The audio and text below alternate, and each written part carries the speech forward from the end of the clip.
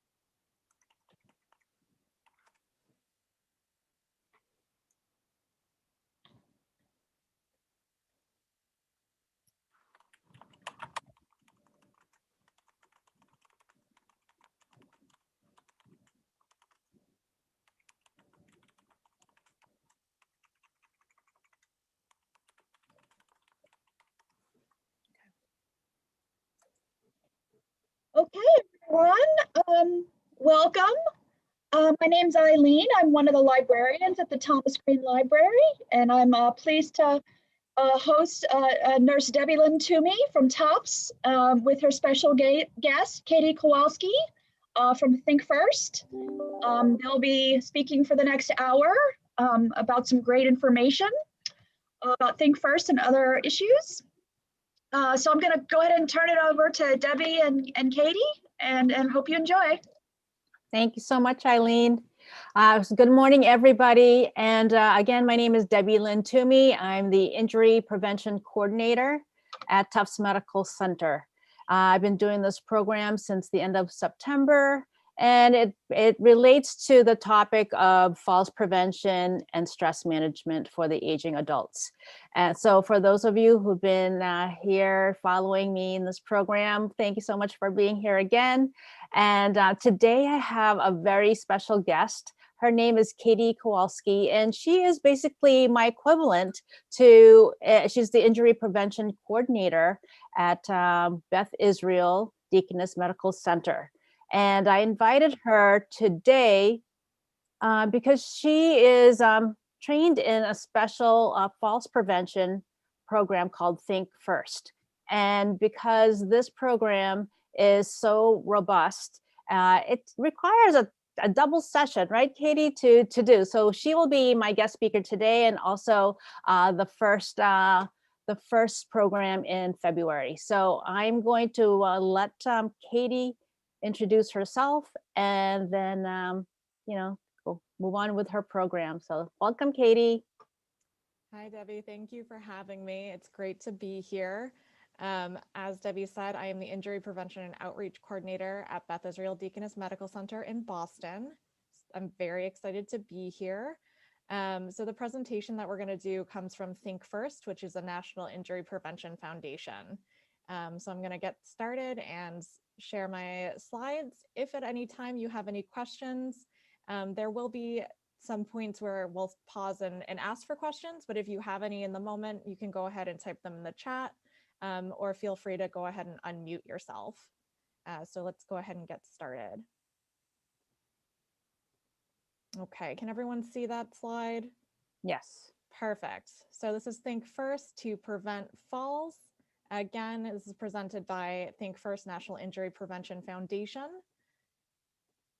And as I already introduced myself, I'm coming from Beth Israel. My email is there if you have any more questions afterwards or want any of the materials. So the purpose of today is to raise awareness about the prevalence of falls and their consequences. We want to increase your knowledge on reducing your risk of falls. We will talk a little bit about exercise, but always consult with your doctor or medical provider before participating in any exercise program. As a disclaimer, again, please consult your medical provider. And of course, this presentation is just informational, so I am not here to give you formal advice.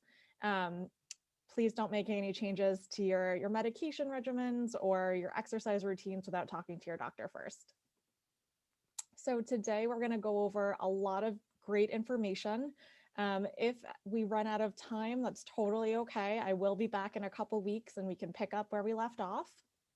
So we're going to start with an overview of the brain.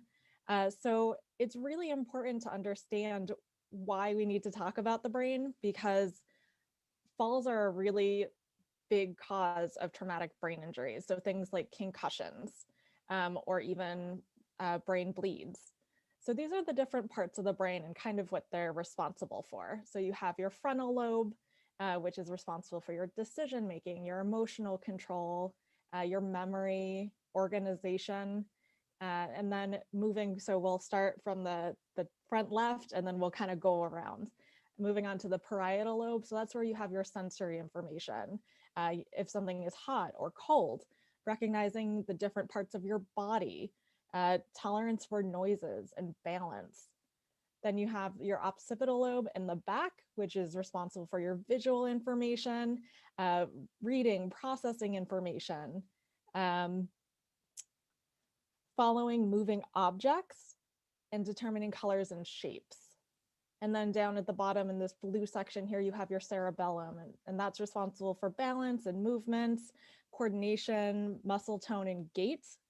And then moving on to this red part here, we have our brain stem.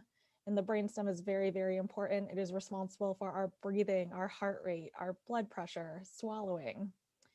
So we really want to make sure that we are protecting our brain. And so in order to do that, we have to make sure that we are prepared for lessening our risk for falls. And then finally, we have our temporal lobe, which is that purple section in the middle, and that is responsible for hearing, speech, and memory. It can also it also is responsible for word retrieval.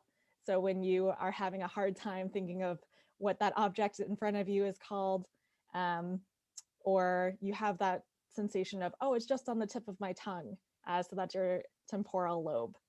It's also for recognizing familiar faces, your attention span, and your concentration. So what is a traumatic brain injury? It is an injury to the brain caused by a blow to the head or body. Your head does not have to be hit to cause a concussion, nor do you have to lose consciousness. So it's very possible that you can end up with a traumatic brain injury without having to physically hit your head against anything. So as I said, the concussion is the most common type of traumatic brain injury, and it just a disruption to the normal functioning of the brain. Because of the disruption, brain CAT scans or MRIs are those tests that you're going to have to diagnose them. And so here you can see largely the biggest cause of traumatic brain injury is falls. this makes sense, right? So if you lose your balance and you're unable to catch yourself, you're very susceptible to hitting your head, or even just having your brain move around in your skull a little too quickly. So signs and symptoms of a concussion or a traumatic brain injury. You might have headache or head pressure, nausea or vomiting, some blurred vision or dizziness, sensitivity to light or sound. You might feel groggy or sluggish. All of these symptoms kind of just mean that something just doesn't feel right. These are things that are out of the ordinary. So if you suffered an event where you maybe had a fall, or maybe you were in a car crash or a fender bender, and then you don't feel so great afterwards, that's a good indication that maybe you should seek medical care. So what should you do? Tell someone, right? You might not have to need an ambulance to go seek medical care if you're able to have a family member drive yourself. If you feel that you are able to, if you have blurred vision or are feeling lightheaded at all, it's not safe to get behind a wheel, but if you have a family member or even a friendly neighbor to bring you to an emergency department or an urgent care center, or even just calling your primary care physician, right? Getting some advice. So don't hide your symptoms and talk with your doctor right away. You also want to be able to rest your brain. So what does that mean? That means avoiding staring at screens. And I know that's really hard to do, especially these days with the pandemic. We're always on screens, but it can be a really, really difficult task for your brain to process. So consequences of concussions. So you might have some memory loss or impaired judgment, difficulty concentrating, headaches, fatigue, being really tired, and a loss of balance. And that makes sense because when we talked about the areas of the brain earlier, we know that the brain is responsible for a lot of different things. And so a concussion disrupts the functioning of those things. So it impairs your ability to do a lot of things that you would normally be able to do on a daily basis. So talk with your doctor. Your healthcare provider will examine you. That might mean getting a CAT scan or an MRI if you go to an emergency department, make recommendations, reevaluate you, and they may have changed in your daily routine to promote healing. So like I said, that might involve cutting down screen time or maybe not driving for a while. If you have sensitivity to light, maybe wearing dark sunglasses. All things that your doctor will talk with you about and make recommendations based on your situation. I do have handouts available. Hopefully we can get those distributed. So there's a great little fact sheet on concussions. So moving on to falls. Falls are very common in older adults. More than 1/3 of people age 65 and older fall each year. 2/3 of those people who fall will do so again within 6 months. So it's a pretty significant number. And falls are the leading cause of both fatal and non-fatal injuries for those 65 and older. So it's so important to think about falls prevention, right? Because a fall can lead to hospitalizations. It can lead to things like traumatic brain injuries that cause you to seek more medical care because now you have more comorbidities. While falls are common, it doesn't mean that falls are inevitable. You can prevent falls. So as I said, they're not inevitable, right? And there are a lot of reasons for falls, and you can lower your risk to prevent falling. So that's what we're going to talk about today. Some risk factors are vision impairments, unsafe home environments, medication regimens, and a lack of muscle strength. So we'll go into more detail about those as we go on. Again, there's another handout that's fantastic if you are able to go ahead and check it out. The fear of falling is a big problem that a lot of people face. And so what we have here is this fear of falling. And then we decide, okay, well, if I don't get up and walk around the block, then I can't fall down in the sidewalk, right? That makes sense. And so what happens is because we're not exercising those muscles, we end up with a reduced mobility because our muscles start to atrophy or deteriorate. And then because we're not going outside, maybe we feel kind of isolated and lonely because our friends are able to walk outside or go grocery shopping or, just go out in the world. And so we lose that physical fitness, again, because we're not using our muscles. And so because we haven't been active in a long time, maybe that walk around the block or down the street to CVS seems a lot more daunting than it used to. So we increase our fear of falling. And then the cycle kind of starts again. And all of these things increase our risk for falls. So the effects of fear, again, we talked about all of these, but it can lead to a loss of independence. And that is a big challenge when we talk about folks who are 65 and older. We want you to keep your independence. We want you to be able to do what you want to do. Impacts of mental health, right? If we're afraid of falling all the time and we're not doing the activities that we used to do, suddenly we feel kind of lonely because all of our friends are going outside. Maybe we feel like we're a burden to our family because we're too scared to walk to the store. And so our family has to help us a little bit more. And that can lead to a diminished quality of life, right? There's a difference between surviving and living, and we want to be living. We want to be able to enjoy our lives. So let's talk about home safety. There is an excellent home checklist that breaks down all of the different areas of your house. And it's really great to go through as you walk around your own home. I do recommend that you check that out. So let's start in these areas right here. So our living room, our kitchen, our bathroom, bedroom, stairs, hallways, walkways, and ramps. Now, depending on where you live, you might not have to deal with stairs, and that's fantastic. But if you go to a family member's house or you're out in public, stairs might be something that you'll have to navigate. So just some general information. Always carry a phone. Many of us now have cell phones that are attached at the hip, but if you don't have a phone available, even having an emergency response system down at the bottom, so something like Life Alert that you wear on your person all the time is a fantastic resource to have because you don't know what's going to happen. And if I have my cell phone, but I keep it on my nightstand and I have a fall in the living room, that cell phone isn't going to be much help to me. But if I have my Life Alert on, it's on me, so I can just push the button.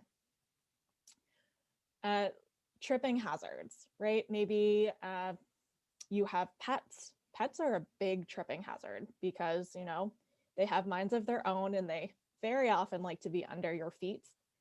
So just being careful of pets, being careful of clutter and cords. Throw rugs are a huge one that we see. So making sure that those throw rugs aren't going to move, that the corners aren't curling up.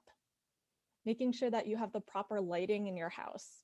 We don't want you to be stumbling around your house on your way to the restroom in the middle of the night. It can be jarring when you first wake up to suddenly have light everywhere, but it's for your own safety. So in the living room, again, those throw rugs, we want to be able to tape those down.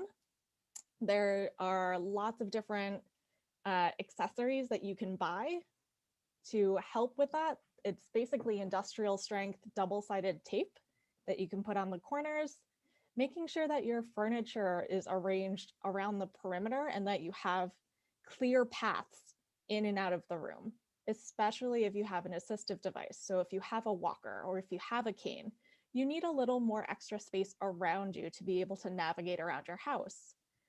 Clutter is a big thing. Maybe you have stacks of magazines or newspapers or those reusable shopping bags. So really trying to make sure that you reduce the clutter. Again, carry a phone in case of emergency. In your kitchen, place often used items within reach. We recommend about waist height. That way you're not on your tippy toes. You don't need a step stool. You're not bending down. just trying to keep them within waist area. Using a sturdy step stool with a handle, they do have those. It's really, you have like a rectangular base with 4 legs, and then it has like a very tall grab bar onto it. So it gives you a little extra stability. Do not climb on a chair. It's not safe. Don't carry heavy pots of water if you can help it, and use non-slip mats. Non-slip mats are also great if you're standing on at your kitchen sink and you're washing dishes, because it helps with fatigue for your feet and your back, and they're just nice to have in your kitchen. In your bathroom, using those non-slip mats again, securing your bath mats down with tape, or a lot of the bath mats now have that rubberized coating on the back so they won't slip and slide. Having grab bars for both the shower and the toilet, using a raised toilet seat if you have access to one, using a handheld shower, so a shower head that you can detach and kind of move around your body, a tub seat or a tub bench, also known as a shower chair, can be very, very helpful. But I can't stress enough. Catherine, I love you, Catherine. Will you be my girlfriend? I love it. So making sure that you have grab bars is very, very important. And even a non-slip mat within the tub can be useful. As far as the bedroom is concerned, making sure that you have proper lighting. So when you get up in the middle of the night to use the restroom, you know where you're going, and you can see if maybe you left your slippers in a little bit of a different place than you used to. Always pause when you're getting up. So when we get up in the middle of the night to use the restroom, there is some sense of urgency, and I understand that, but sometimes it's good to just sit on the edge of your bed for a second before getting up. Wear slippers with backs on them, so no flip-flops. They have great ones that are Velcro, and they have non-slip bottoms. Declutter your walkways, so making sure that you have that clear path. Removing throw rugs, or, again, if you are really a big fan of your throw rugs, just make sure that they're really stuck onto your floor. And always carry your phone. In this case, it might be a good idea to have a life alert or a similar system. That way, in the middle of the night, you get up and you forget your phone, it won't be as big of a deal. When we talk about stairs, we want to remove those throw rugs from the top and the bottom of the steps. And the reason for that is because they're such trip hazards. If you have one at the top of the stairs, we don't want you to trip and fall down the stairs. Keep focused and count the step numbers. So if you know how many steps there are, you're less likely to miss a step. Having handrails on both sides of the stairs, so on the wall side and on the freer side. Keeping your hands free. So this can be difficult if you need to transport things from Catherine, you broke my heart. I'm hacker now. From one side or the other. Make sure that you have adequate lighting of your steps. So making sure that you have lights in the top and the bottom of the stairs. Sometimes there are, if your home allows for it, there are little stick-on lights that are motion activated. So you can put those on the steps and you don't have to worry about having light switches. So they'll turn on automatically and then they'll turn off automatically. Using a shoulder bag or a backpack, right? So if you do need to transport something, we want you to keep your hands free, but we still want you to be able to move things if you need to. Carry your phone with you in your pocket or your shoulder bag. Wearing shoes, so again, those slippers with backs on them, or just normal everyday tennis shoes. Tread strips on steps. So those are little grippy pieces of material that you put on the edge of steps. So that way it helps if you have any visual impairments, you can see where the steps end, and it also provides you with a little bit more grip. hallways. So we want to be really careful about cluttering cords. We want to remove all of our throw rugs. We want to make sure everything is well lit, and using a small cart or a bag. So they have small carts with wheels on them, which are great for grocery shopping. And they also, again, using a shoulder bag. So when we talk about outside of the home, so walkways and ramps, you're going to look for ramps that are less than a 5-degree angle, which is very, very shallow. So it's just like a little slope. Always use handrails when they're available. Use non-skid deck paint if you have a deck. No step entry if possible. I know that this can be difficult depending on where you live or your living situation. Again, keep your hands free and wear sturdy shoes at all times. Again, this means no flip-flops. I know that they can be comfortable, but they're really just not safe. So in the yard, your phone, again, wear sturdy shoes. Try to look ahead. Sometimes people will look straight down at their feet, and it's good that you want to know where your feet are going, but always try to look up and outwards to the horizon, because then you can see the ground in front of you. And so you know if there are any rocks coming up that you might need to be careful of. Use a garden kneeler. So if you enjoy gardening, having one of those pads that you can kneel down on is great. Always use your assistive devices. If you have a cane or a walker or anything that was prescribed or recommended to you by your doctor, please use it.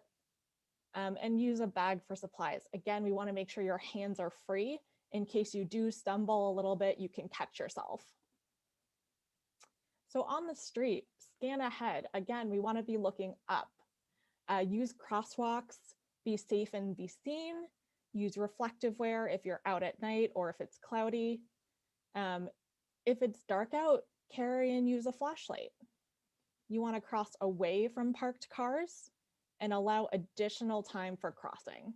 So if you see the little red hand flashing and you know the walk signal is going to end soon, it might be a good idea to wait, because there could be a chance that you might not make it all the way across. When it comes to parking lots or shopping areas, watch for slopes or ramps. Those are there to help you. However, if you're not paying attention, they can be dangerous. Use well-lit areas. Use your groceries cart for stability. Use your assistive devices. If you wear glasses or hearing aids, absolutely, you should be using those when you go out. We want you to be able to see and hear your best. Step with your feet shoulder width apart. So we want you to have a wide, sturdy base. And again, we want you to be looking up, scanning ahead, and looking both ways. When it comes time to talk to your doctor, this can be for a routine appointment, it can be for a physical or a sick visit. It's super important that the doctor gives a full understanding of your situation and needs, or rather that you give that information to your doctor, right? Because they are here to help you and they will do that to the best of their abilities, but it's really difficult if they don't have all of the information. So that's why it's so important if you had a fall to tell your primary care physician, because that's information that they need to know, because it increases your risks for more falls. It helps with keeping your independence, because we want to keep you independent for as long as possible. We want you to, again, be able to live that fulfilling life that you want. And doctors can treat issues early on if they know about them. So if you are suddenly getting headaches a lot, right, that might be something to share with your doctor. Also, always let your doctor know if you're taking any medications or supplements. So supplements can be things like vitamins that you buy at CVS. It can be herbal teas that you're drinking. Really anything that could potentially interact with your medications is very important for your doctors to know. There is a handout with talking with your physician. It's great because it has sample questions, and it gives you space to write down your own questions to take with you to your doctor's appointment. So this is how you would talk about concerns.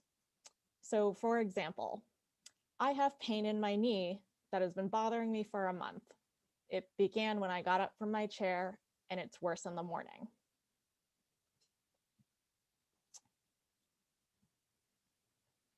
Or example 2 is, I almost fell a few days ago, and now I'm scared that I will fall and break my hip. Right, so in the second example, this person is being upfront with their physician that they fell, and they're bringing up concerns of future falls and future health consequences. So from there, your doctor would be able to talk with you about, okay, what are some things that you can do to help reduce that risk? So make a list before you go. The times fallen in the last year. If you did fall, when was the last one?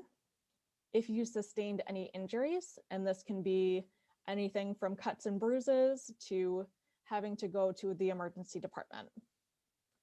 Thinking about possible causes for the fall. So perhaps you noticed that after you started a certain medication, maybe you were lightheaded more often, and so that led to a fall. Changes made due to the fall.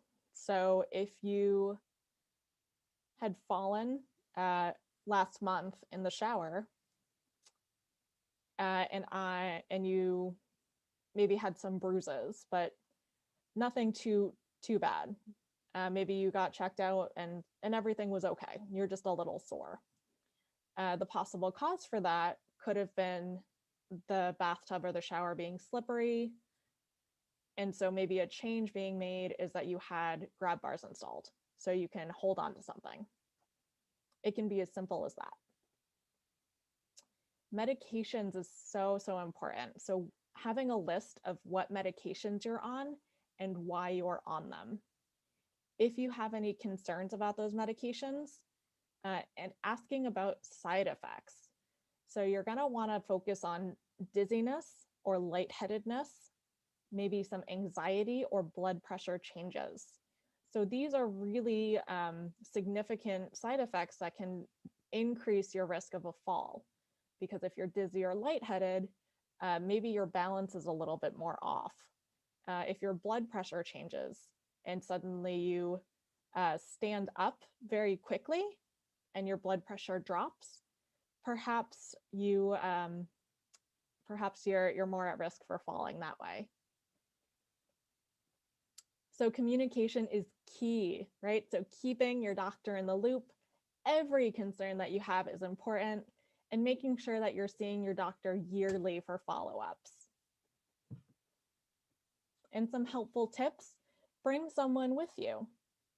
If at any time you go to a doctor's appointment and you feel very overwhelmed with the information that they are giving you, sometimes it's nice to have someone with you so they can write down the information and help to explain it to you after. I know that doctor's appointments can be really intimidating sometimes, that white coat syndrome. And so it's nice to be able to have that other person with you. Communication is key. So if at any time you have questions, asking your doctor those questions is going to be really important. Even after the fact. So if you leave your doctor's appointment and you realized, wait a second, what was that they said about that one medication? I don't quite remember. Go ahead and call the office. Even if you can't speak with the doctor, you might be able to speak with one of the nurses. Make a list of talking points. So always make sure that you know what you want to convey to your doctor when you go. Maybe you have a concern about some symptoms that you're experiencing. Maybe you're forgetting to take a certain medication.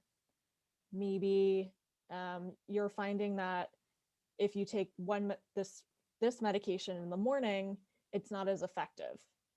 But maybe your doctor would recommend changing to the evenings, and that could make all the difference. So making that list is going to be really important to make the most out of your appointment time. Bringing in your medications or your medication list. If you can, right, make a list of what you take, the dosage, and when you're taking it. Remember that your doctor and you are a team. They want you to be in the best health that you can be, and it's a partnership. So they're going to give you the best advice and recommendations that they can for your particular situation, but they have to have all of the information. So looking at medications. Again, this is not intended to diagnose health problems or take the place of medical advice or care. Always, always consult your healthcare provider about your medication, symptoms, and health problems, and do not stop taking medications without talking to your doctor first. Medications and falls. So these are medications that could increase your risk for falls. It doesn't mean that because you're on any of these medications that you are going to fall, but it does mean that it's worthwhile to bring it up with your doctor. So if you're on any sort of blood pressure medications, anxiety medications, diuretics, so like your Lasix, antidepressants, laxatives, any sort of pain pills or blood thinners. So blood thinners would be like things that you would take if you had a blood clot in the past, heparin or Lovenox, any Coumadin. of those. Yes, Coumadin, thank you. So making sure that your doctor knows that you're on any of these. So you might see several specialists to address some of these problems. If you're on diuretics, that might be from a cardiologist, but your primary care might not be aware of it. So really making sure that your medical team is a team. So you are kind of like that go-between where you have all of this information and to be able to convey it to all parties involved. So if you are dizzy or lightheaded, a 10-second rule before you stand. So again, that's sitting on the edge of your bed for a little bit before you stand up, sitting on the edge of your chair, just for a little bit so you can get your bearings. Steady yourself. Always try to make sure that you're drinking plenty of water. I know it can be challenging, especially if you're on a water pill and you don't want to be constantly getting up to use the restroom, but it is really important that you stay hydrated. Making sure that you exercise or walk because we want to keep you active. Again, this is the blood thinners and falls. So even a minor fall can be serious if you're taking a blood thinner. So if you fall, please consider calling 911, your in case of emergency contact, or hitting that button on your life alert. So again, reducing your risk by keeping areas free of clutter, using lights, assistive devices, and not walking alone if you are dizzy or lightheaded. I know it can be difficult if you live alone, but having a trusted neighbor or a family member nearby to help you is going to be a great tool in your back pocket. Medication, so over-the-counter drugs, so things like your Advil or Motrin, Tylenol, anything that you can go ahead and buy at CVS without a prescription. Keep a list of what you're taking and when. Checking the labels, making sure that what you're taking isn't expired, and making sure that you can take them with any prescription drugs that you're currently on. So take the medications as ordered, learn about the side effects and the drug interactions as well, and always play it safe. So if you're not quite sure if you can take the Advil with whatever medication you're on, go ahead and call your primary care office and find out. Ask your doctor or pharmacist. Your pharmacist is a fantastic resource. Whenever you go to pick up your medications, there's always a little screen on the pin pad that says, do you have any questions for your pharmacist? Go ahead and check yes. They can tell you about side effects, who to call if any issues arise. They can tell you the generic and the brand name of the medication, why you're taking it, or what are some reasons that someone takes the medication for what it treats. If there are any interactions, how long you'll need it, if it's going to be a short-term regimen where you're only taking it for a month or 3 months and then you're done, or if it's going to be a longer treatment. And ask about missing your doses. If you don't have a way to organize your medications, it's very easy to forget about one medication, or if you take them at different times.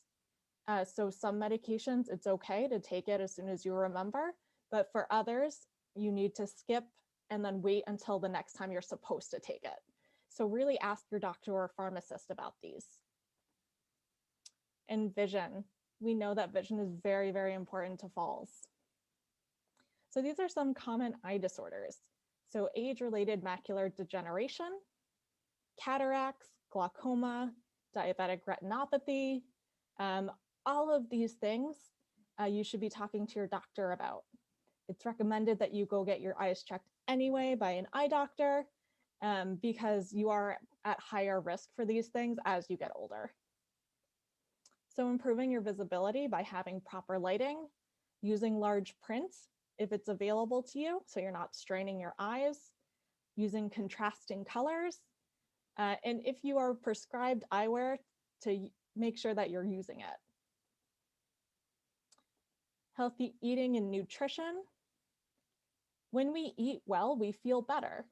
It can provide a sense of well-being. It can help us lose weight or maintain a healthy weight. It can reduce our risk of chronic diseases, such as high cholesterol or high blood pressure. And it helps with our energy levels because everything that we eat, our body turns into our energy. Poor nutrition can contribute to frailness and falling, a longer recovery time after a fall, injury, or surgery, illness and infection, a loss of strength or bone mass, wounds healing poorly and bed sores, vitamin D deficiency, and then the choosemyplate.gov has a section specifically tailored to older adults. MyPlate is something that has been around in a very long time. They teach it in schools, but we know that as we get older, our nutritional needs change. Also, MyPlate has undergone some changes since we were in school, and so it's always good to make sure that you have the newest information. Everyone's dietary needs are different. So if you are diabetic, or if you have a special diet, or if you have kidney problems, your diets are going to look different. However, there are some basics, right? Vitamin D, calcium, protein, all very, very important. Same with iron and water consumption. If you have issues processing out iron, that should be something that you talk to your doctor about what specifically you can be eating, because iron is in a lot of different foods. And again, making sure that your water consumption is adequate. Lower your risk of hip fractures. Hip fractures are really scary for older adults because when you fall, you're at a higher risk of fracturing a hip or your leg or something like that. So making sure that you have enough calcium and vitamin D, using or participating in weight-bearing exercises. Ask for an osteoporosis or a bone density screen.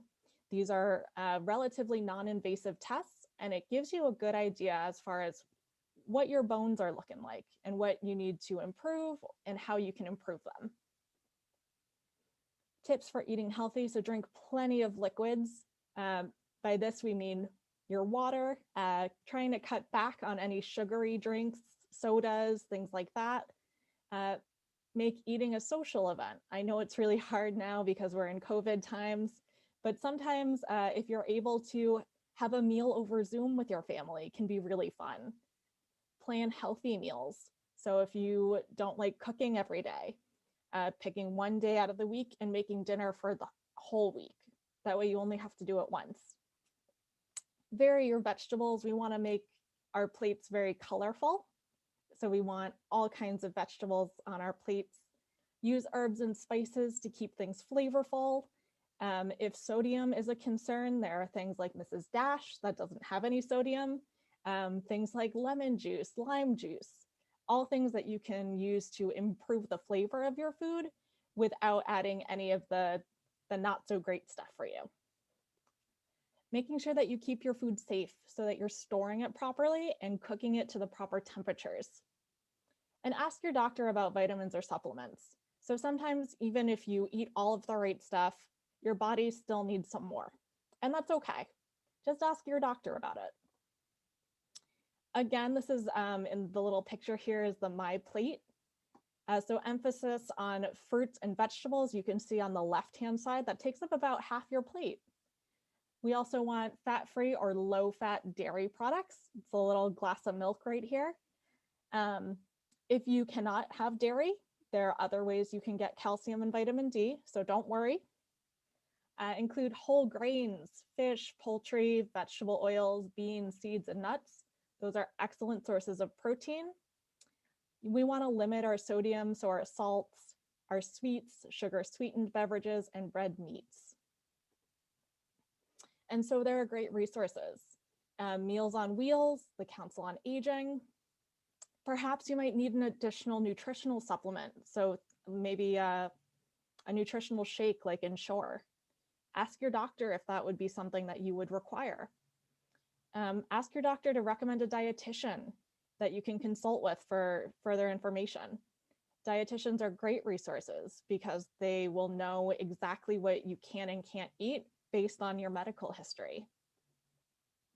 So what to do if you do everything right and you still fall? It happens. Sometimes it happens. We can reduce our risk, but we can't reduce it to zero. So when you fall, or if you fall, try to protect your head. So by turning as you fall, keep your legs bent and stay loose. If you can, try to roll out at the impact. That way you spread out the force of the fall. Ideally, you would have things around you that you could catch onto. So if you are in the shower, you could grab onto a grab bar. Even in the restroom, if you have the handles around your toilet, you could grab onto that. But really try to make sure that you're protecting your head. And before getting up, you really, really, really want to just take a minute and assess the situation. Take a couple deep breaths, stay calm. Make sure that you do a quick body scan, right? Am I feeling any pain? If I am, okay, where is it? Am I able to move my arms or my legs? Can I move my feet? If you believe you are hurt, do not get up. Instead, call 911 or hit that button on your life alert. If you have a smart home device, so things like a Google Home or an Alexa, and it's connected to your cell phone, you can always say, you know, okay, Google, call Jerry, my son, and Google will call your son for you. And then you can say to Jerry that you need an ambulance. These devices will not call 911 for you, but they will get you in contact with someone who can. So again, that's getting help from a family member or a neighbor if you're close to your neighbors. If you are not hurt, these are the recommendations on how to get up. Again, if you think you are hurt, do not try to get up. But if you think that you're okay, roll over onto the side with your head in the direction of the roll. So if you feel that one side was injured, you want to go ahead and roll on the other side onto all fours. So you're on your hands and your knees. Crawl to something stable if you can. So you want to make sure that you're approaching the chair from the front, put both hands on the seat, bend the stronger knee, keep the other one on the floor, and rise slowly. So you're going to use your arms and that bent knee to push yourself up. And then you're going to slowly turn around so you can sit in the chair. If you are ever enrolled in a Matter of Balance class, we do a demonstration of this because I know it can be difficult to kind of conceptualize what all of these steps mean. But if you have any doubt, any inkling that you are hurt, do not try to get up. What if I can't get up, right? Call 911 or hit the life alert or tell Alexa to call Jerry. Tell Google to call Jerry. Try shouting or banging if you don't have any of those. You want to be able to get someone's attention. So again, if available, press your pendant alarm, so that's your life alert system. Try to get comfortable if you can. If you're in pain because you fell on your left hip, and you can safely, try to alleviate the pressure on that left hip and see if you can roll onto your back or your other side. Place a pillow under your head and knees if you can, if it's within reach. Try to keep warm. And if you are able to move, they recommend that you keep moving. That way you don't lock up. But again, if you feel that you are hurt or can't get up, please, please, please call 911 or hit your life alert button. After a fall, always notify your doctor, even if you weren't significantly injured. Even if it was just a couple scrapes or a bruise, always tell your doctor. It's important that you're aware of the signs and symptoms requiring medical attention. So that handout I mentioned is a great resource for that. Exercise. So why is it important? It increases physical and mental well-being, including coordination, flexibility, balance, overall conditioning. It can improve your blood pressure and your sensory input. So that's being able to feel your hands and your feet. And that's very, very important, especially your feet, because it helps to navigate the terrain that's in front of us when we're walking. Before you begin, always, always, always consult with your physician. Not everyone is at the same fitness level or ability, and that is okay. You don't have to start running a mile or lifting 20 pounds right off the bat. That's not realistic. If you experience any pain or difficulty, stop and consult with your healthcare provider. And this is after they say, yes, it's okay that you can do some mild exercise. So to conclude, falls are not a natural part of aging. They are preventable. There are a ton of things that you can do to help yourself and prevent a fall. Please talk with your physician or your nurse practitioner or your physician's assistant, whoever is in your medical team, about falls.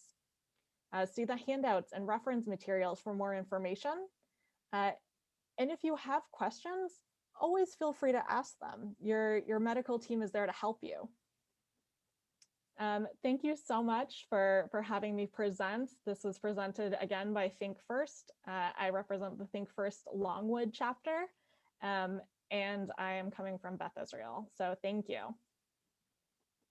And I'm going to stop sharing my screen. I will take some questions if anyone has questions. I know it was a lot of information to divulge. Well, Katy, that was what you gave to us was really a lot of wonderful practical information, great reminders for all of us. And I invite people to, if you want to unmute yourself to ask your questions, or you can type it in the chat. So let's give a few seconds. There was one in the chat. At what age do you recommend an osteoporosis screen? That's a great question. Good question. I am not a nurse or a medical professional, so I'm going to turn that over to Debbie. As far as the osteoporosis screen, that's something to ask your doctor. So if you have a family history of people who tend to have osteoporosis in the young age, definitely start asking your doctor. But anytime, I'd say maybe 30 and up, or even 40 and up, because I say more 40 because that's when our body starts showing the changes. Katy mentioned strength, how important it is to strengthen our muscles. At around the age of 40, that's when we develop what's called sarcopenia. And that's when our muscle mass starts going down. So if we can think of that age maybe as our guidelines for when our body starts shifting to a different level of development, those are key times to ask. Any other questions for Katy? That was a great question, though. That's a very good question. Yeah. Always good to know, when you should be asking these questions. Yeah, definitely. I do have some questions or something else to add to your presentation. So you mentioned, we call it in the trauma world, TBI, traumatic brain injury. Yeah. And that's how you started talking about the brain at the beginning of the presentation. And I love the image that you shared with us. And it's so interesting how different parts of the brain is in control of different things that we do.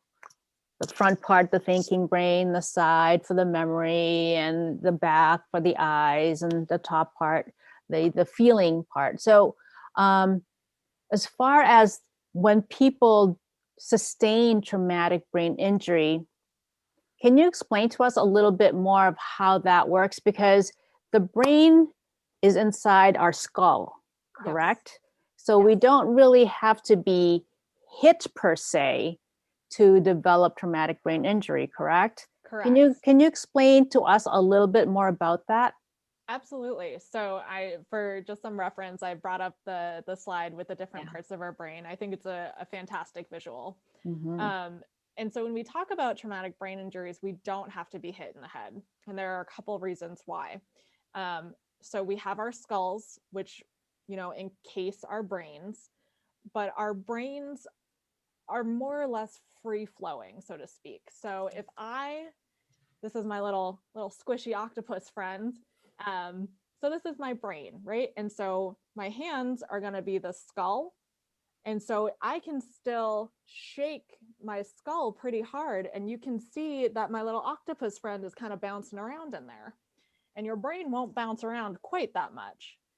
But it can, if there's a sudden impact, so like a car crash, and even though you might not hit your head on the dashboard, the force at which your brain hits the skull is what can cause a concussion. So you don't have to have any sort of skull trauma to have a significant traumatic brain injury. Mm-hmm. Thank you so much for clarifying that. Now, as far as, thank you. I love this brain image. I really love that. So let's talk about, and please, if anybody has any questions, please either unmute yourself or post it in the chat. But as far as the phone goes, so important to carry it around. And would you agree that it's also important to carry the charger as well? The phone charger. Oh, that's a great question. Yeah.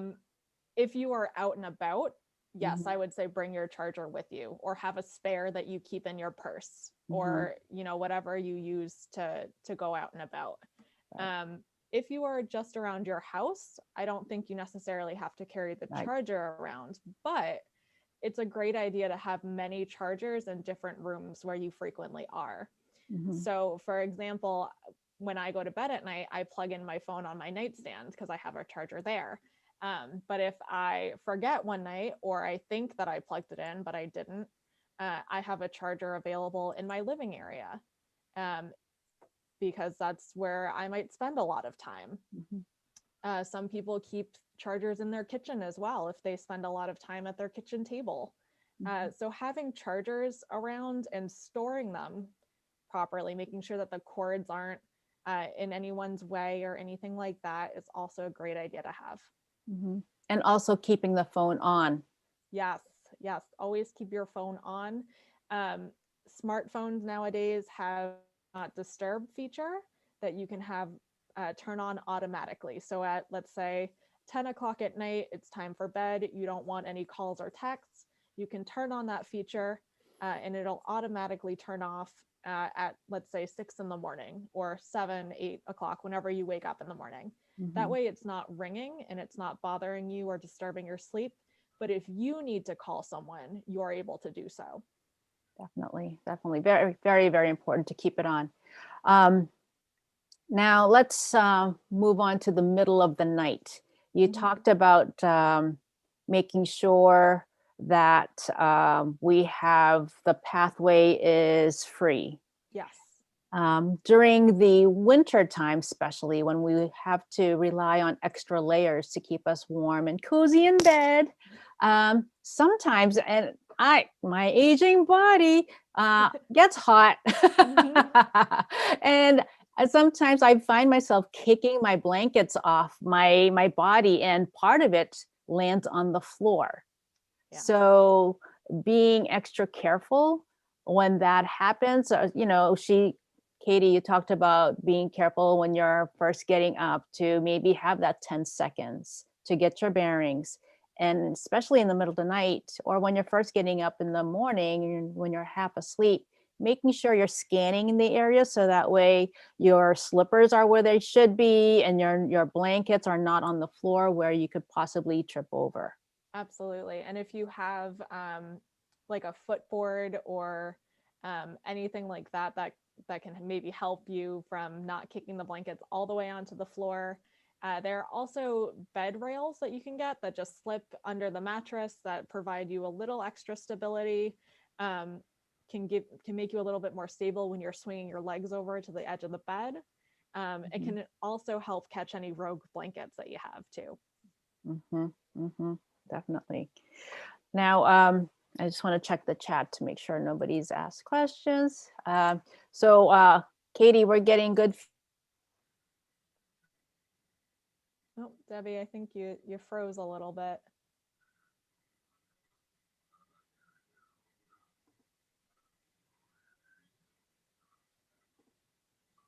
Oh, I hope she comes back soon. But does anyone have any more questions that you can ask in the chat? Oh, you're back. You're back. You know what? The age of technology is awesome, but you know what? Just like falls, sometimes it happens. Sometimes it happens. Sometimes it happens. All right, we just lose connection. So I want to thank you, Katy, for being here today. And I know you have more to share with us next time. And our next program is February 9th. Yes, so we have a we'll talk about program. Exercise. Yay! So February 9th, please be here. Let your friends know. Katy will be back to share with us more information, more ThinkFirst information.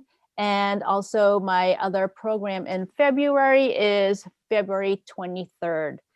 Both times will be from 10 to 11. So Katy, is there one last thing you want to share with us before we jump off the program here?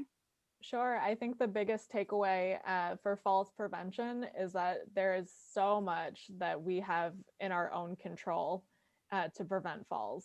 So really, you have more control than you think you do. Yeah, I agree. I want to thank everybody for being here today. I also want to thank Quincy Public Library and QATV for allowing us to be able to continue this work out in the community, especially during these times when being together in person can be such a challenge. So despite all the limitations, just know that there's so many different things that we can do to help strengthen our body and quiet our minds to help us bounce back much stronger during these troubled times. So thank you all very much. Katy, thank you again. We'll see you on the 9th. Bye, everybody. Bye. Thank Take you so care. much for having me. Bye-bye.